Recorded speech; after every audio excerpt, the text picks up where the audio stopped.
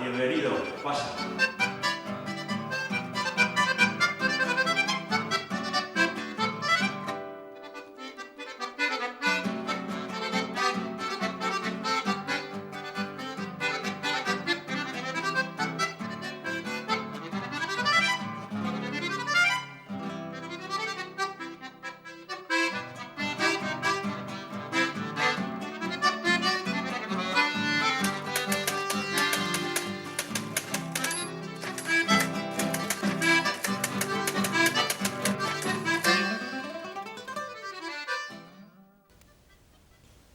Hola, muy buenas tardes. Bienvenidos, pues otra charla más, otra conversación, otra platicada que dirían por allá. Y esta tarde vamos a hablar con Fernando, vamos a conversar con Fernando Gomarín Guirado. Bienvenido, Fernando Gomarín. Muy buenas tardes. Señor Fernando Gomarín, vamos a ver, ¿usted es consciente que su nombre está unido a cualquier proyecto, a cualquier acontecimiento cultural de Santander de Cantabria hace casi 40 años? Y sin casi, yo creo también. Sí. Sí. Sin falsas modestias. ¿Usted es consciente de esto? En parte sí. Otra parte no me doy cuenta, soy activo y entonces tan pronto he desarrollado un proyecto y lo he hecho realidad, estoy inmerso ya en varios nuevos. Eso quiere decir que esa multiplicidad y a lo largo del tiempo no me permite mensurar también todo lo que he dejado atrás, ¿no? Todo lo que he podido hacer, sin falsas modestias, vamos. Pero sí hay bastantes trabajos, bastantes cosas que llevan mi impronta, vamos. Nosotros, los viejos jóvenes periodistas, lo tenemos clarísimo. Yo recuerdo y lo sigo viendo y lo sigo actualmente siguiendo. Nosotros ya comentábamos, cualquier acto, cualquier cosa, acontecimiento cultural importante que había en esta tierra y que sigue siendo así, ¿a qué está Fernando? Exactamente, Fernando estaba también en esto. Una pregunta que yo siempre he tenido curiosidad. El origen de sus apellidos, son como Normando, Gomarín, Guirado, son como celtas. El primero es Godo. ¿Es Godo? Sí, es Godo, no es Gomarín, como firmo y como firman algunos de mis hermanos, sino Gomariz. Que en una ocasión el maestro Diego Catalán Méndez Pidal me hizo un desarrollo rápido del apellido, es Gumeriz, Gumerico, y es la primera forma de Gómez. Si vamos a un diccionario de apellidos, Gómez tiene su origen en Gomarín, Gomariz. Y Gomariz es topónimo en Galicia, en tres de las provincias, donde está Santa María de Gomariz, Barros de Gomariz. Se ve que son pobladores, durante la Reconquista cristiana,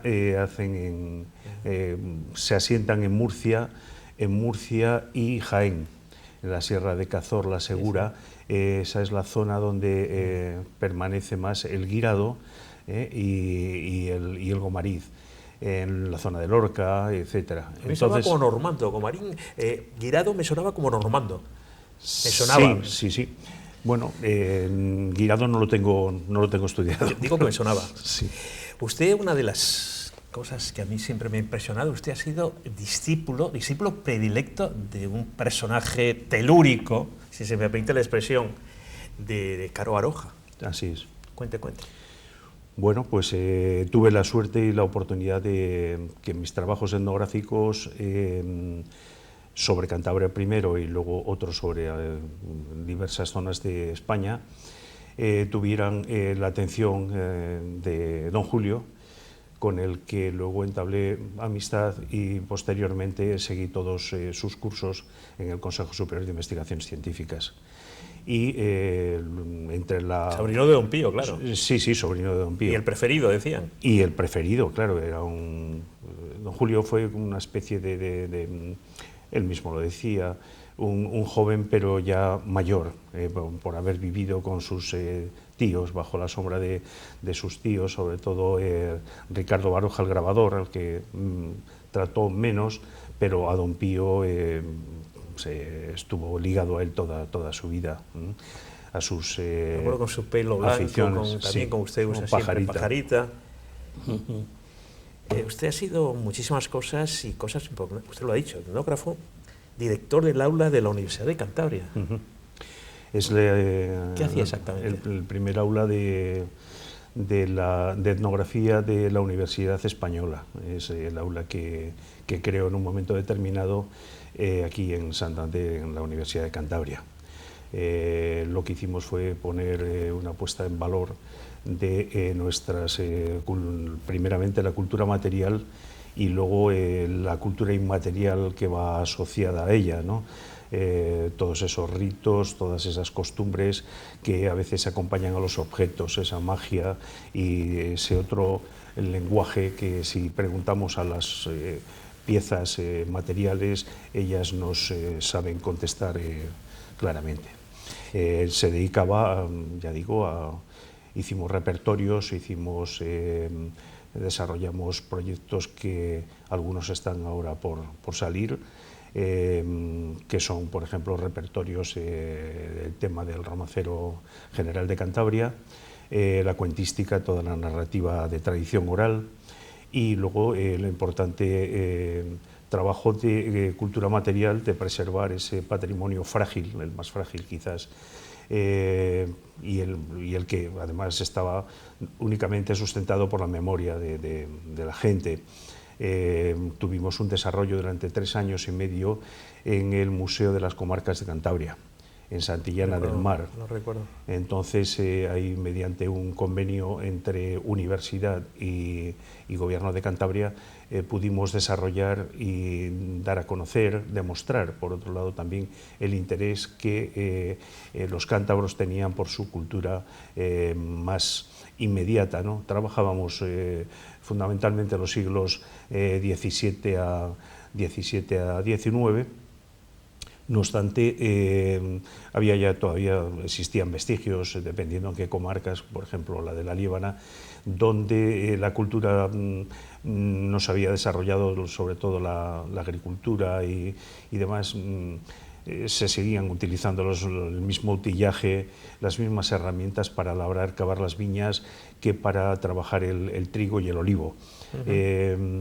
Pero venía de tiempo casi romano y medieval, y muy poco se distinguía de las nuevas técnicas que Cuando hablaba quedaba un poco, bueno, quedaba mucho o poco, depende de las zonas, digo yo, pero sobre todo quedaba un poco de recuerdo oral, un poco tradición oral, era todo, ¿no? Pregunto. Sí, porque normalmente lo que tenemos, aunque fragmentado, y es un trabajo que hay que hacer también, es el apoyo documental.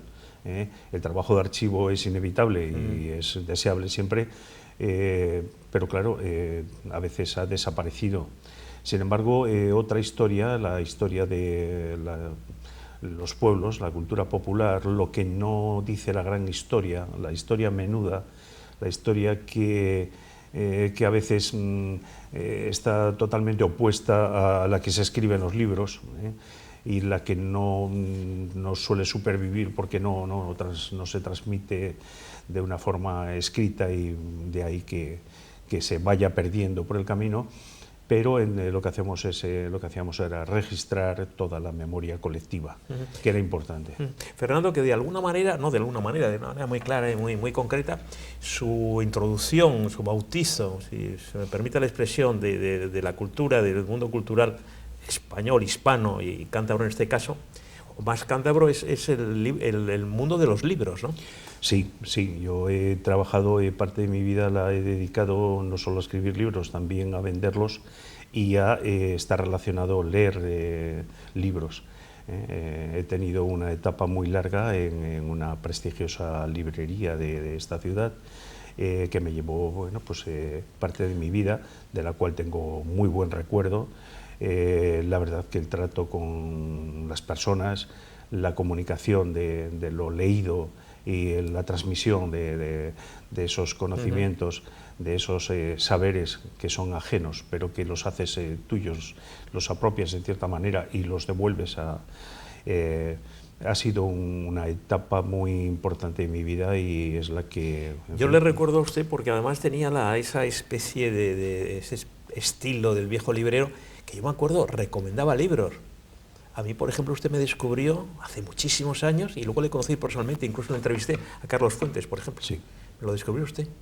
Yo no le conocía, francamente, puedo decir, pues sí, le conocía. Pues no, señores, no le conocía. Este señor me descubrió, luego me decía, amigo, le conocí bastante en México, estuve con él y me dedicó los libros y me fascinó, pero me lo descubrió usted. Sí. Oye, Federico, mira este autor mexicano. Entonces no recuerdo el libro, era yo fácil. creo que el primero, yo creo que el primero de él, que no recuerdo el título ahora, pero sí. Pues por ejemplo, no era fácil entonces. Estamos hablando hace 40 años, 40 años probablemente. 40 años. 40 años. No me acuerdo.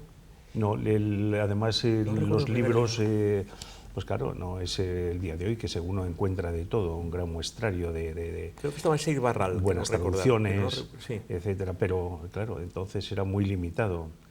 Teníamos, bueno, hasta que teníamos Austral, que era un tesoro, pero hasta que no sale Alianza, claro, hasta que no sale la colección Labor. Yo creo que estaba en Seix Barral, creo recordar. Sí, no, el de Carlos Fuentes estaba en Seix Barral. Yo creo que estaba en Seix Barral. De sus trabajos como etnógrafo, ¿qué destacaría? Se lo voy a decir, ya sé que todos son sus hijos y todo tiene el mismo cariño, pero me gustaría decir, lo que tiene usted en este momento, ahora si yo tuviese que hacer un titular de una obra suya, ¿cuál diría usted? La que tiene más cariño y la que le ha costado más trabajo. La que tengo cíteme uno para hacer un titular. Bueno, sería igual no un libro de los que tengo, sino un trabajo editado en alguna revista científica. Qué curioso, más que un libro. Probablemente más que un libro. Los libros son muy importantes y además están muy trabajados todos. Sí, son importantes. Muy serios. Pero sí, quizás un libro importante para mí es el Carnaval en el Valle de Poblaciones. Lo estaba suponiendo. Ese sería un libro. Lo estaba suponiendo, palabra honor.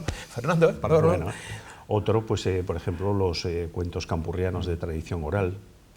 Ya le digo, como he tocado diversos palos en el mundo de la etnografía, no solo la cultura material, sino, como decía, la espiritual, pues claro, me han interesado mucho las tradiciones.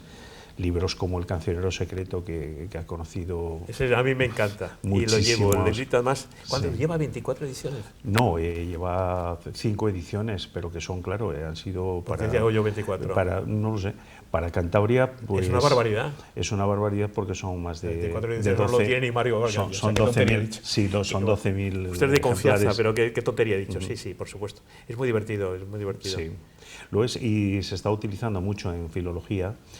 ¿Sí? Todo el aspecto comparativo. Hay que ver que todos esos cantarcillos que parece que son chascarrillos de hoy, graciosos, vienen del siglo de oro. Y algunos de ellos habían perdido, son como eslabones sueltos de un todo, ¿no? de una historia, y bueno, pues los especialistas ahora permanentemente están haciendo citas y encontrando joyitas que dan respuesta a preguntas que vemos inconclusas en textos del siglo de oro. Sí. Ahora que no nos ve nadie, pues eran muy liberales, ¿no? Eran muy abiertos. Bueno, más que abiertos, hay que ver que... Muy burros a veces, pero... Sí. Muy brutos porque también... decían unas cosas bastante... Hay que ver que son cantares procaces, algunos de carácter erótico, otros irreligiosos, porque, claro, ¿de dónde vienen? ¿Dónde están recogidos? ¿En qué zona? Entonces esas zonas pagaban diezmo y otro tipo de gravámenes a la iglesia, entonces a los conventos, por ejemplo, poblaciones a los conventos de Herrera de Pisuerga, toda la zona, claro. Era una crítica soterrada que se hacía, las clases populares, los campesinos, hacia ese colectivo, entre otras cosas. Y luego, bueno, pues hay un machismo hay cosas de la época, pero claro, uno coge a Góngora, coge a Quevedo, y te encuentras que... con crudeza, escatológicos algunos, Es muy, muy interesante. Y lo que más trabajo todo le da mucho trabajo, yo lo sé, y la investigación, noches sin dormir, incluso su salud en un momento se quebró un poquito por el trabajo excesivo. Me han dicho gente que le quiere mucho, de su círculo más íntimo. Pero ¿cuál sería lo que más de verdaderamente... ¿Cuánto dijiste? ¿Cuánto ya dijo? Acabé por fin. ¿Cuál ha sido quizá? Bueno, supongo que todo, pero alguna cosa se destaca. Estoy acabando ahora con lo que estamos acabando y llevamos tiempo haciendo Juanaya Martínez y yo, que es sobre el romancero. Una de las grandes satisfacciones que he tenido fue cuando descubrimos los originales del romancero popular de Cantabria, que en su día editasen y recogieran Tomás Maza Solano y José María de Cosío. Nada más y nada menos. Sí. Lo dice así con una sencillez. Había incongruencias, de hecho, en una ocasión, en una permanencia que tuve en la Casona de Tudanca, una semana, para consultar una serie de trabajos de don José María, estando él presente allí, conviví con él esa semana y fui en busca, una de las razones principales fue en busca de encontrar poder encontrar ese original, pero don José María me dijo, yo no lo tengo. Y pensamos que después en la imprenta, las pruebas, una cosa y otra, aquello había desaparecido, se había destruido. Pues no, apareció. Y eso nos ha permitido ver que lo publicado a lo recogido hay una diferencia enorme. Hay una cosa por autocensura, sí. por una serie de problemas pseudomorales, etc. Bueno, volviendo a Carlos Fuentes, una de las cosas que a mí dijo Carlos Fuentes, que a usted no le pasa, a mí me dijo ya después, me llamaba Pombo, porque tenía mucha relación con mi primo, con Álvaro Pombo, y tenía mucho cariño. Me dijo, una de las cosas que me ha sorprendido, no demasiado agradablemente en España, es que todos los intelectuales, de talla, intelectuales de verdad, ¿no?, que son muy vanidosos. Usted, que es un intelectual de talla, no es nada vanidoso. No creo, vamos, no tengo... No, por eso, pero que es curioso, eso lo decía Carlos Fuentes, no lo entiendo, eso me lo ha dicho a mí. No lo entiendo el serlo, ¿no? Uno tiene que tener un servicio hacia los demás, una entrega de... En fin... Tiene colegas que son muy vanidosos. Sí, es cierto, sí, los conocemos muchos. Por eso te digo, vamos, por eso le digo, no entra en mí, no entrar en detalle. Esto me lo acaba de traer Cristina, mira, esto me lo acaba de traer Fernando Gomarín Guirado, y yo no lo he visto, pero he visto a Antonio Machado. No va a decir, como decía Borges, que decía, Antonio Machado, no sabía que Manuel tenía un hermano. Ya lo sabía. Que me explica un poquito el libro, que es un regalo que me acaba de traer mi querido Fernando Gomarín. Todos los 22 de febrero, en Segovia, en la calle de los Desamparados, está allí la casa, la pensión, la casa que fue de don Antonio Machado durante 14 años, residencia de él, cuando llegó a Segovia como catedrático de francés, de instituto. Y allí vivía en una pensioncita con doña Luisa, una señora que le atendía a él y a un funcionario del ayuntamiento. ¡Ay, qué curioso!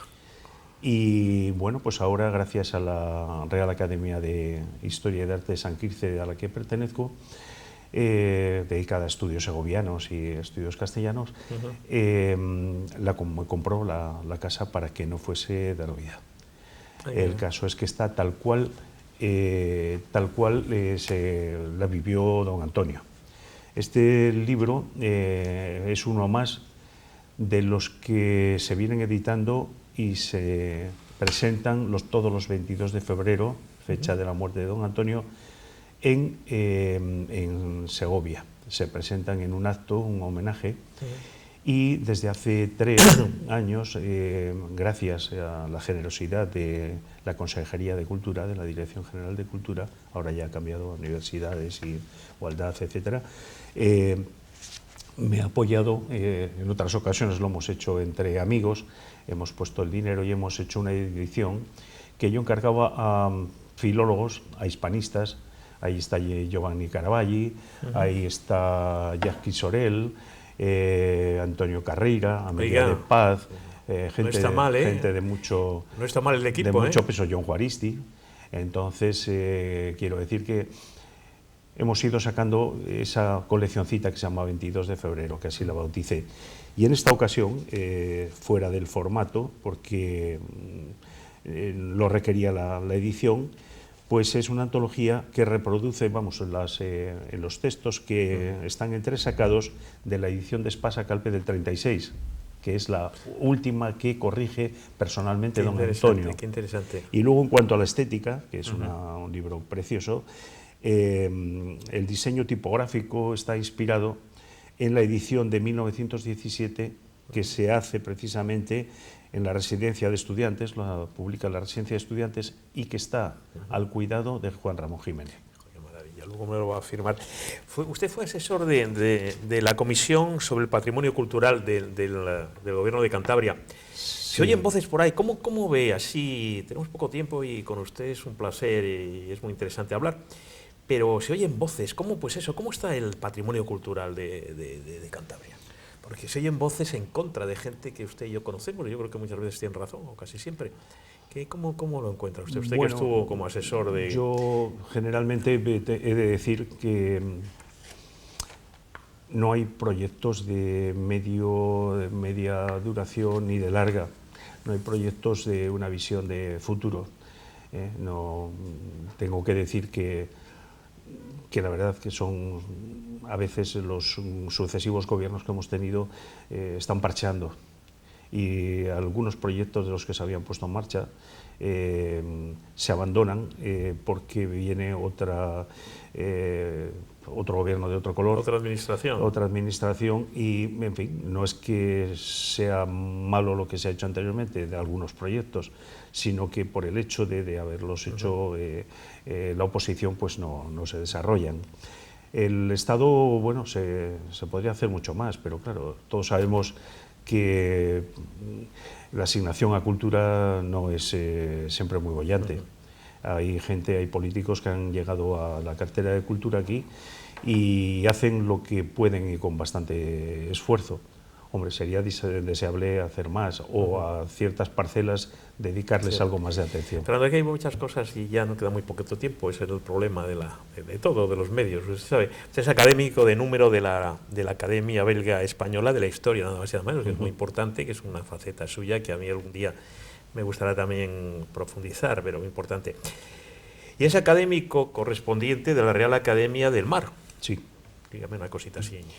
Es una academia que se dedica en diferentes... Yo sé lo que es, pero en fin, sí, a lo mejor en diferentes espectadores no sepan. Diferentes secciones, apartados, pues trabaja, en mi caso yo estoy en etnografía pesquera y naval, pero ahí se dedican pues desde comercio, a construcción naval, a guerra, armada, etcétera. Y es una academia que reúne una serie de científicos de diferentes disciplinas que estudian los diversos aspectos. ¿Y las míticas y legendarias jornadas de Esles?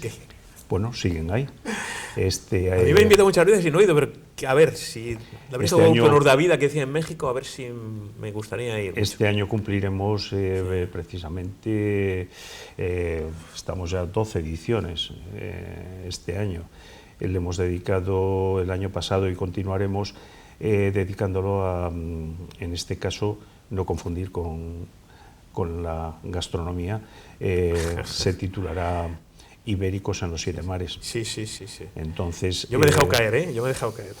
Fernando, yo me he dejado caer. Continuamos con todas las exploraciones, los descubrimientos y todo lo que hemos hecho fuera de la península en cuanto a navegación. No le pregunto de amigos ni de nada familiar, que sus aficiones es escribir, tiene muy buenos amigos, está muy considerado. Pero tengo que decirle ya la última pregunta, porque ¿qué proyectos? Porque usted siempre tiene proyectos que son casi realidades, pero ¿qué tiene así que nos pueda adelantar aquí en Popular Televisión? De momento... En conversaciones con su viejo amigo Federico.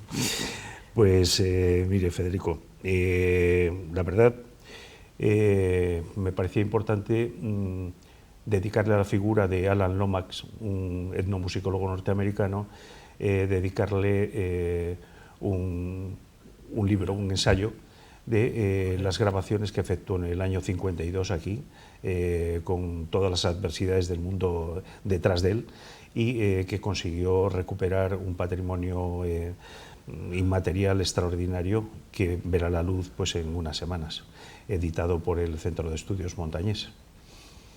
Esa es una de las cosas inmediatas que aparecerán, pero estamos todavía en grandes proyectos como el de la narrativa oral, que llevamos a más de 17 años, llevamos el Romancero General de Cantabria, y todavía pues eso es más que suficiente, porque no trabajamos nosotros, no tenemos las ayudas ni los apoyos de un departamento, no tenemos dotaciones económicas y somos un equipo muy exiguo de personas. Somos dos personas fundamentalmente, más luego los que se dedican a otras tareas, pero que no somos en total más de 6 personas, que formamos un equipo interdisciplinar para recuperar el patrimonio etnográfico inmaterial de Cantabria. Y eso nos lleva años, no tenemos prisa.